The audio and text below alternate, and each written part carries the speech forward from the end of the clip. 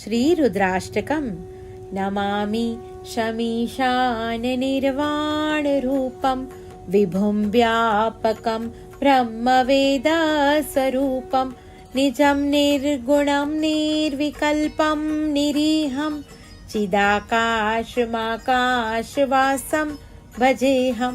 निराकारमोङ्कारमूलं तुरीयं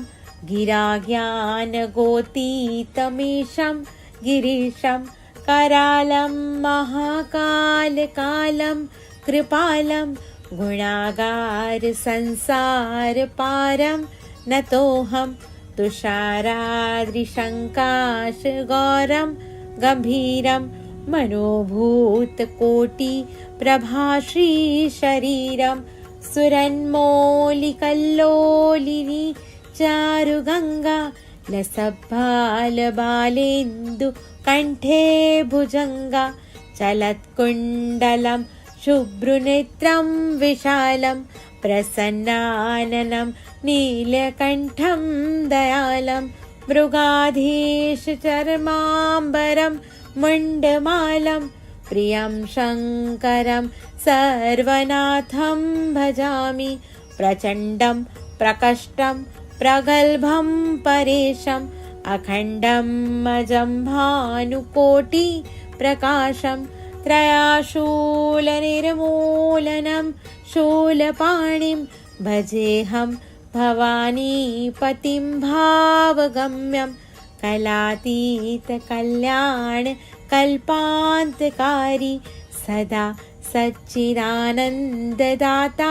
पुरारी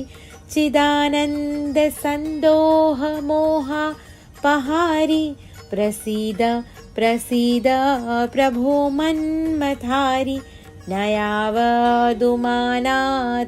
पादारविन्दं भजन्तीह लोके परिवानराणं न तावत् सुखं शान्तिसन्तापनाशं प्रसीद प्रभु सर्वभूताधिवासं न जानामि योगं जपं नैव पूजा नतोऽहं सदा सर्वदा शम्भुतुभ्यं जराजन्मदुःखोधतातप्यमानं प्रभो पाहि आपन्नमामीश शम्भो। रुद्राष्टकम् इदं प्रोक्तं विप्रेण हर्षयोतये ये पठन्ति नरा भक्त्यां तेषां शम्भो प्रसीदति इति श्री गोस्वामी तुलसीदास कृतं श्रीरुद्राष्टकं सम्पूर्णम्। नमामि शमीशाननिर्वाणरूपं विभुं व्यापकं ब्रह्मवेदस्वरूपं निजं निर्गुणं निर्विकल्पं निरीहं चिदाकाशमाकाशवासं भजेऽहं निराकारमोङ्कारमूलं तुरीयं गिराज्ञानगोतीतमीशं गिरीशं करालं महाकालकालं कृपालं गुणागारसंसारपारं नतोऽहं तुषाराद्रिशङ्काशगौरं गम्भीरं मनोभूतकोटिप्रभाश्रीशरीरं सुरन्मौलिकल्लोलिनी चारुगङ्गा लसद्बालेन्दु कण्ठे भुजङ्गा चलत्कुण्डलं शुभ्रनेत्रं विशालं प्रसन्नाननं नीलकण्ठं दयालं मृगाधीशचर्माम्बरं मुण्डमालं प्रियं शङ्करं सर्वनाथं भजामि प्रचण्डं प्रकष्टं प्रगल्भं परेशम् अखण्डं अजं भानुकोटिप्रकाशं त्रयाशूलनिर्मूलनं शूलपाणिं भजेऽहं भवानीपतिं भावगम्यं कलातीतकल्याणकल्पान्तकारी सदा सच्चिदानन्ददाता पुरारी चिदानन्दसन्दोहमोह पहारी प्रसीद प्रसीद प्रभो मन्मथारी नयावदुमानाथ पादारविन्दं भजन्ति लोके परिवानराणां न तावत् सुखं शान्तिसन्तापनाशं प्रसीद प्रभु सर्वभूताधिवासं न जानामि योगं जपं नैव पूजा न तोऽहं सदा सर्वदा शम्भुतुभ्यं जराजन्म दुःखोधतातप्यमानं प्रभो पाहि आपन्नमामीश शम्भो। रुद्राष्टकम् इदं प्रोक्तं विप्रेण हर्ष्योदये ये पठन्ति नरा भक्त्यां तेषां शम्भो प्रसीदति इति श्री गोस्वामी तुलसीदास कृतं श्री रुद्राष्टकं सम्पूर्णम्। नमामि शमीशान निर्वाणरूपं विभुं व्यापकं ब्रह्मवेदस्वरूपं निजं निर्गुणं निर्विकल्पं निरीहं चिदाकाशमाकाशवासं भजेऽहं निराकारमोङ्कारमूलं तुरीयं गिराज्ञानगोतीतमीशं गिरीशं करालं महाकालकालं कृपालं गुणागार संसारपारं नतोऽहं तुषाराद्रिशङ्काशगौरं गम्भीरं मनोभूतकोटिप्रभाश्रीशरीरं सुरन्मौलिकल्लोलिनी चारुगङ्गा लसद्बालबालेन्दु कण्ठे भुजङ्गा चलत्कुण्डलं शुभ्रनेत्रं विशालं प्रसन्नाननं नीलकण्ठं दयालं मृगाधीशचर्माम्बरं मुण्डमालं प्रियं शङ्करं सर्वनाथं भजामि प्रचण्डं प्रकष्टं प्रगल्भं परेशम् अखण्डं अजं भानुकोटि प्रकाशं त्रयाशूलनिर्मूलनं शूलपाणिं भजेऽहं भवानीपतिं भावगम्यं कलातीतकल्याणकल्पान्तकारी सदा सच्चिदानन्ददाता पुरारी चिदानन्दसन्दोहमोहा पहारी प्रसीद प्रसीद प्रभो मन्मथारी नयावदुमानाथ पादारविन्दं भजन्ति लोके परिवानराणां न तावत् सुखं शान्तिसन्तापनाशं प्रसीद प्रभु सर्वभूताधिवासं न जानामि योगं जपं नैव पूजा न तोऽहं सदा सर्वदा शम्भुतुभ्यं जराजन्म दुःखोधतातप्यमानं प्रभो पाहि आपन्नमामीश शम्भो। रुद्राष्टकम् इदं प्रोक्तं विप्रेण हर्ष्योदये ये पठन्ति नरा भक्त्यां तेषां शम्भो प्रसीदति इति श्री गोस्वामी तुलसीदास कृतं श्री रुद्राष्टकं सम्पूर्णम्। नमामि शमीशान निर्वाणरूपं विभुं व्यापकं ब्रह्मवेदस्वरूपं निजं निर्गुणं निर्विकल्पं निरीहं चिदाकाशमाकाशवासं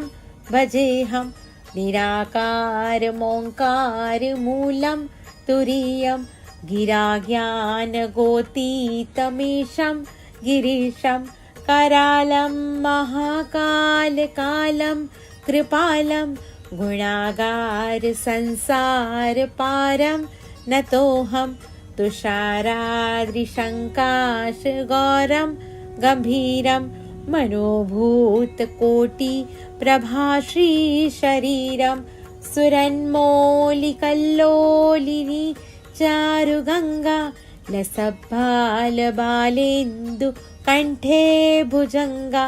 चलत्कुण्डलं शुभ्रुनेत्रं विशालं प्रसन्नाननं नीलकण्ठं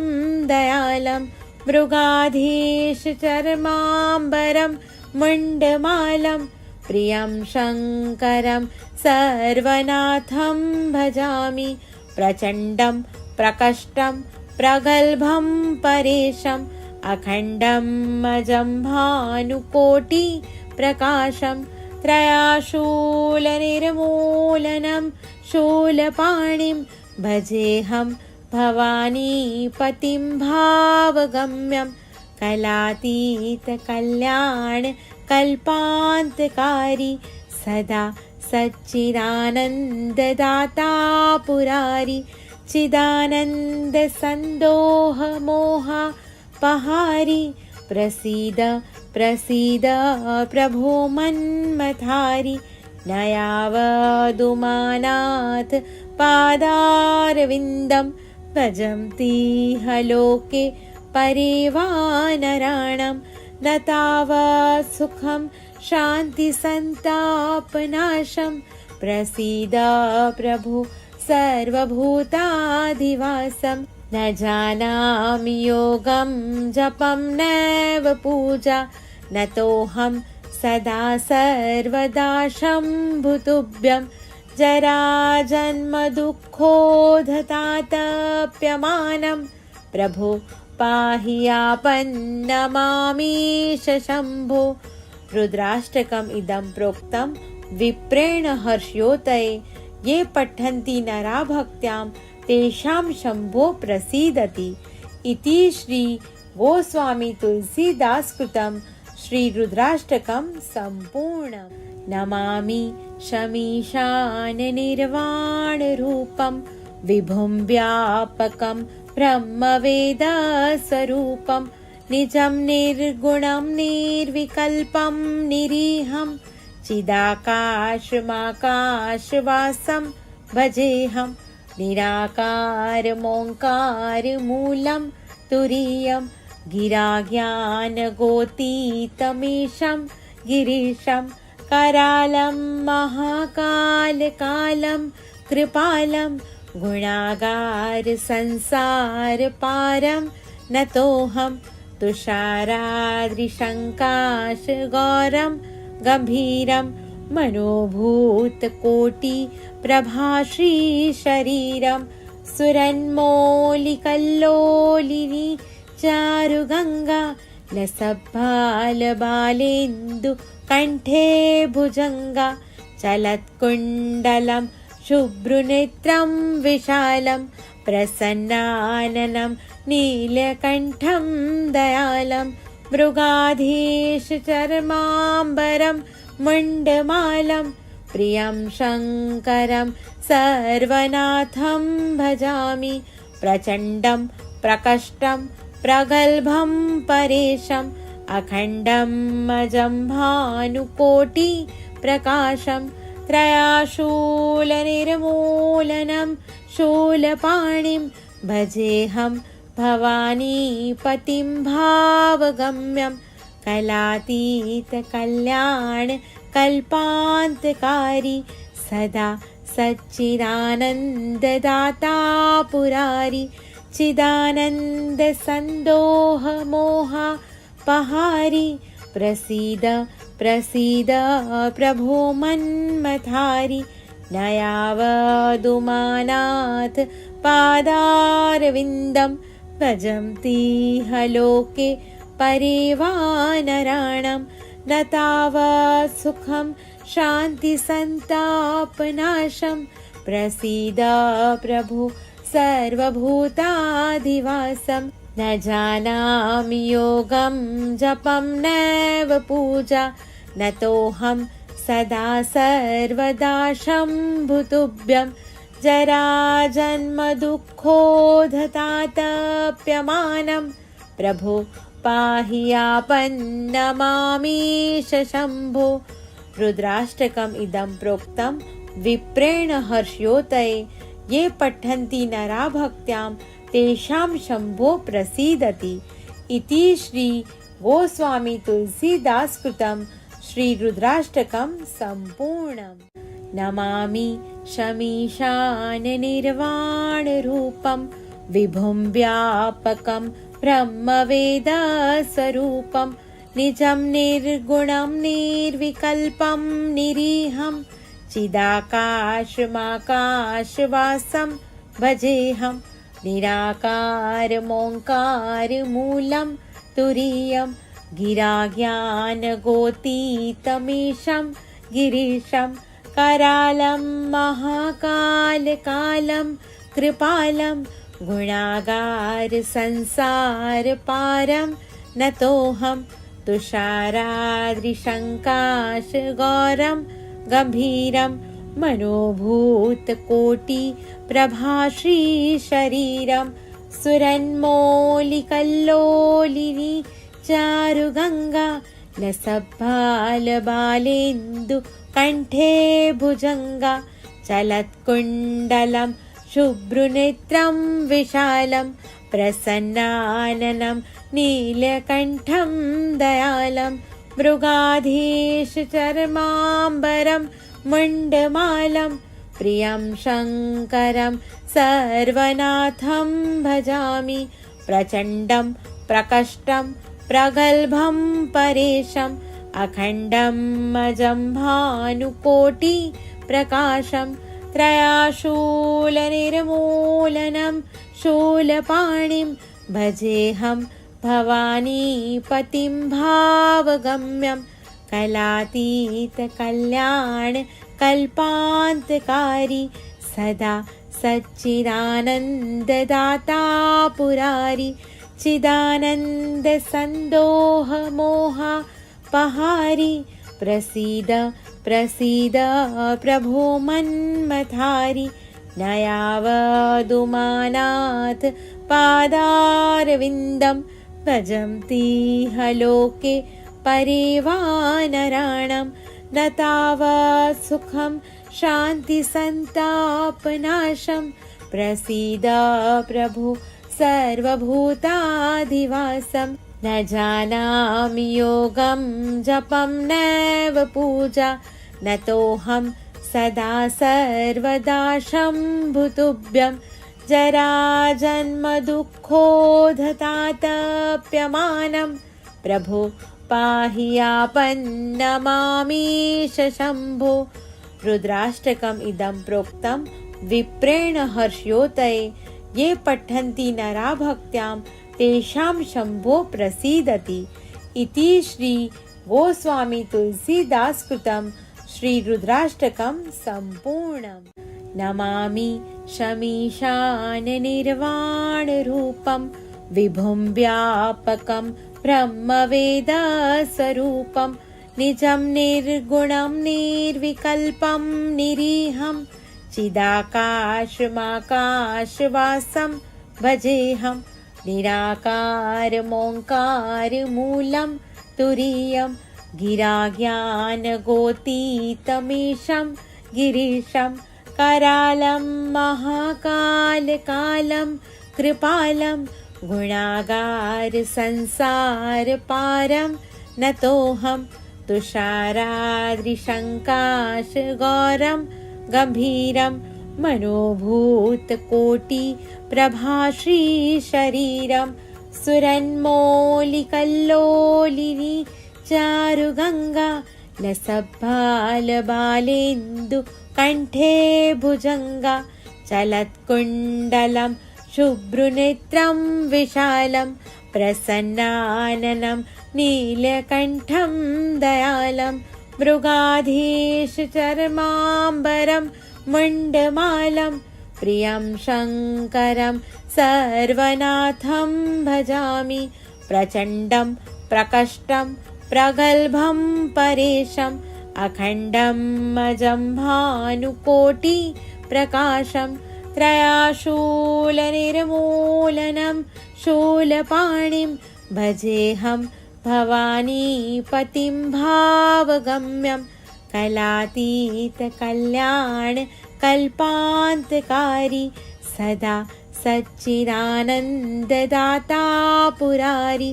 चिदानन्द सन्दोह मोहापहारी प्रसीद प्रसीद प्रभो मन्मथारी नयावदुमानाथ पादारविन्दं भजन्तीह लोके परिवानराणां न तावत् सुखं शान्तिसन्तापनाशं प्रसीद प्रभु सर्वभूताधिवासं न जानामि योगं जपं नैव पूजा न तोऽहं सदा सर्वदा शम्भुतुभ्यं जराजन्मदुःखोधतातप्यमानं प्रभो पाहि आपन्नमामीश शम्भो। रुद्राष्टकम् इदं प्रोक्तं विप्रेण हर्ष्योदये ये पठन्ति नरा भक्त्यां तेषां शम्भो प्रसीदति इति श्री गोस्वामी तुलसीदास कृतं श्री रुद्राष्टकं सम्पूर्णम्। नमामि शमीशान निर्वाणरूपं विभुं व्यापकं ब्रह्मवेदस्वरूपं निजं निर्गुणं निर्विकल्पं निरीहं चिदाकाशमाकाशवासं भजेऽहं निराकारमोङ्कारमूलं तुरीयं गिराज्ञानगोतीतमीशं गिरीशं करालं महाकालकालं कृपालं गुणागार संसारपारं नतोऽहं तुषाराद्रिशङ्काशगौरं गम्भीरं मनोभूतकोटिप्रभाश्रीशरीरं सुरन्मौलिकल्लोलिनी चारुगङ्गा लसद्बालबालेन्दु कण्ठे भुजङ्गा चलत्कुण्डलं शुभ्रनेत्रं विशालं प्रसन्नाननं नीलकण्ठं दयालं मृगाधीशचर्माम्बरं मुण्डमालं प्रियं शङ्करं सर्वनाथं भजामि प्रचण्डं प्रकष्टं प्रगल्भं परेशम् अखण्डं अजं भानुकोटि प्रकाशं त्रयाशूलनिर्मूलनं शूलपाणिं भजेऽहं भवानीपतिं भावगम्यं कलातीतकल्याणकल्पान्तकारी सदा सच्चिदानन्ददाता पुरारी चिदानन्द सन्दोह मोहापहारी प्रसीद प्रसीद प्रभो मन्मथारी नयावदुमानाथ पादारविन्दं भजन्तीह लोके परिवानराणां न तावत् सुखं शान्तिसन्तापनाशं प्रसीद प्रभु सर्वभूताधिवासं न जानामि योगं जपं नैव पूजा न तोऽहं सदा सर्वदा शम्भुतुभ्यं जराजन्मदुःखोधतातप्यमानं प्रभो पाहि आपन्नमामीश शम्भो। रुद्राष्टकम् इदं प्रोक्तं विप्रेण हर्ष्योदये ये पठन्ति नरा भक्त्यां तेषां शम्भो प्रसीदति इति श्री गोस्वामी तुलसीदास कृतं श्री रुद्राष्टकं सम्पूर्णम्। नमामि शमीशान निर्वाणरूपं विभुं व्यापकं ब्रह्मवेदस्वरूपं निजं निर्गुणं निर्विकल्पं निरीहं चिदाकाशमाकाशवासं भजेऽहं निराकारमोङ्कारमूलं तुरीयं गिराज्ञानगोतीतमीशं गिरीशं करालं महाकालकालं कृपालं गुणागार संसारपारं नतोऽहं तुषाराद्रिशङ्काशगौरं गम्भीरं मनोभूतकोटिप्रभाश्रीशरीरं सुरन्मौलिकल्लोलिनी चारुगङ्गा लसद्बालबालेन्दु कण्ठे भुजङ्गा चलत्कुण्डलं शुभ्रनेत्रं विशालं प्रसन्नाननं नीलकण्ठं दयालं मृगाधीशचर्माम्बरं मुण्डमालं प्रियं शङ्करं सर्वनाथं भजामि प्रचण्डं प्रकष्टं प्रगल्भं परेशम् अखण्डं अजं भानुकोटिप्रकाशं त्रयाशूलनिर्मूलनं शूलपाणिं भजेऽहं भवानीपतिं भावगम्यं कलातीतकल्याणकल्पान्तकारी सदा सच्चिदानन्ददाता पुरारी चिदानन्दसन्दोहमोहपहारी प्रसीद प्रसीद प्रभो मन्मथारि न यावदुमानाथ पादारविन्दं भजन्तीह लोके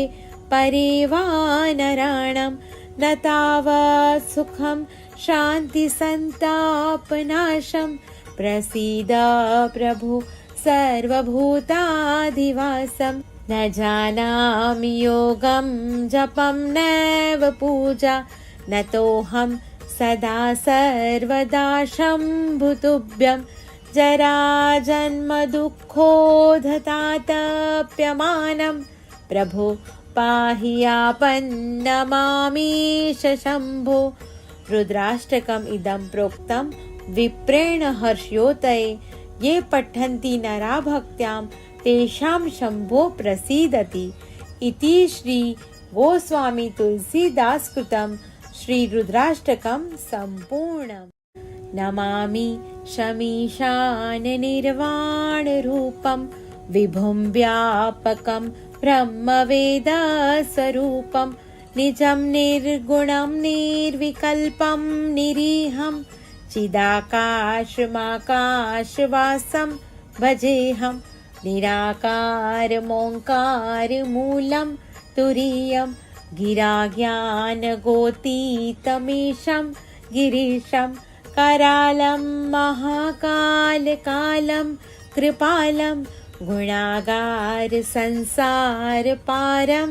नतोऽहं तुषाराद्रिशङ्काशगौरं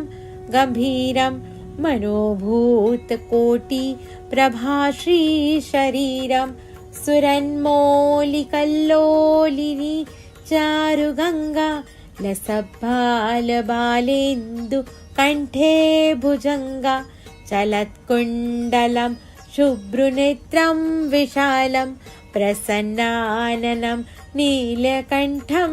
दयालं मृगाधीशचर्माम्बरं मुण्डमालं प्रियं शङ्करं सर्वनाथं भजामि प्रचण्डं प्रकष्टं प्रगल्भं परेशम् अखण्डं अजं भानुकोटिप्रकाशं त्रयाशूलनिर्मूलनं शूलपाणिं भजेऽहं भवानीपतिं भावगम्यं कलातीतकल्याणकल्पान्तकारी सदा सच्चिदानन्ददाता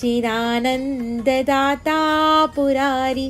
चिदानन्दसन्दोहमोहपहारी प्रसीद प्रसीद प्रभो मन्मथारि न यावदुमानाथ पादारविन्दं भजन्तीह लोके परिवानराणं न तावत् सुखं शान्तिसन्तापनाशं प्रसीद प्रभु सर्वभूताधिवासं न जानामि योगं जपं नैव पूजा न तोऽहं सदा सर्वदा शम्भुतुभ्यं जराजन्मदुःखोधतातप्यमानं प्रभो पाहि आपन्नमामीश शम्भो। रुद्राष्टकम् इदं प्रोक्तं विप्रेण हर्ष्योदये, ये पठन्ति नरा भक्त्यां तेषां शम्भो प्रसीदति। इति श्री गोस्वामी तुलसीदास कृतं श्री रुद्राष्टकं सम्पूर्णम्। नमामि शमीशान निर्वाणरूपं विभुं व्यापकं ब्रह्मवेदस्वरूपं निजं निर्गुणं निर्विकल्पं निरीहं चिदाकाशमाकाशवासं भजेऽहं। निराकारमोङ्कारमूलं तुरीयं गिराज्ञानगोतीतमीशं गिरीशं करालं महाकालकालं कृपालं गुणागार संसारपारं नतोऽहं। तुषाराद्रिशङ्काशगौरं गम्भीरं मनोभूतकोटिप्रभाश्रीशरीरं सुरन्मौलिकल्लोलिनी चारुगङ्गा लसद्बालबालेन्दु कण्ठे भुजङ्गा चलत्कुण्डलं शुभ्रनेत्रं विशालं प्रसन्नाननं नीलकण्ठं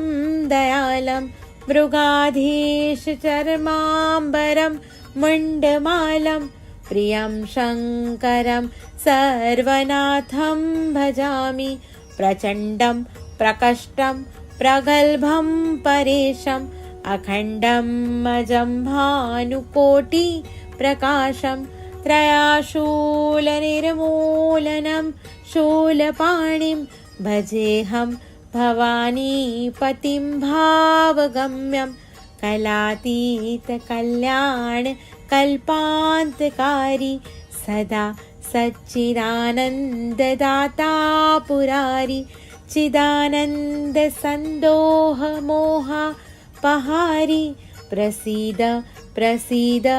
प्रभो मन्मथारी न यावदुमानाथ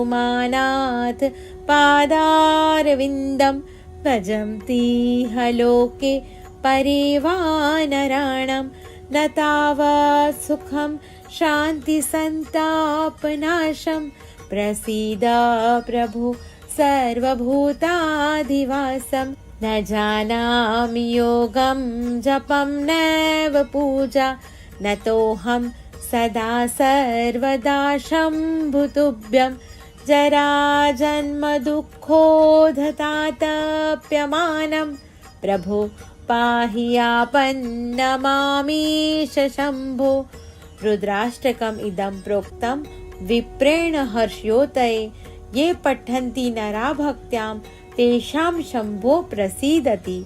इति श्री गोस्वामी तुलसीदास कृतं श्री रुद्राष्टकं सम्पूर्णम्।